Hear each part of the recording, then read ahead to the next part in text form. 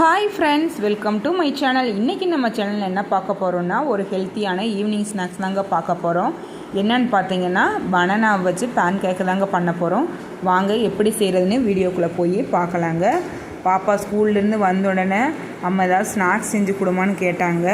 அப்போ வீட்டில் இருக்கிற திங்ஸை வச்சு ஏதாச்சும் பண்ணி கொடுமான்னு கேட்கவும், வீட்டில் வாழைப்பழமும் தான் இருந்துச்சுங்க.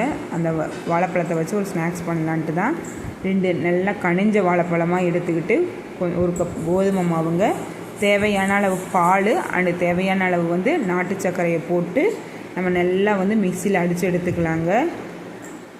பால் வேணாங்க பிடிக்காதவங்க தண்ணியை கூட கொஞ்சம் மிக்ஸ் பண்ணிக்கோங்க. நல்லா மிக்சியில் அடித்து ஒரு பவுலில் மாற்றிக்கலாம்.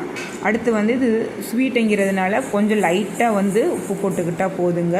ஒரு பிஞ்ச் உப்பு போட்டு நல்லா மிக்ஸ் பண்ணி எடுத்துக்கலாங்க, அந்த உப்பு கரையிற அளவு.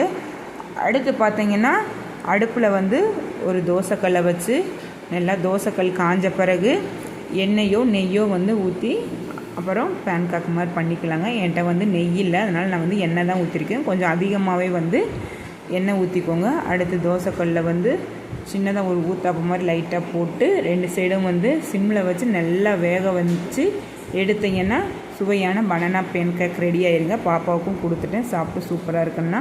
அவ்வளோதான் ஃப்ரெண்ட்ஸ், இந்த வீடியோ பாய்.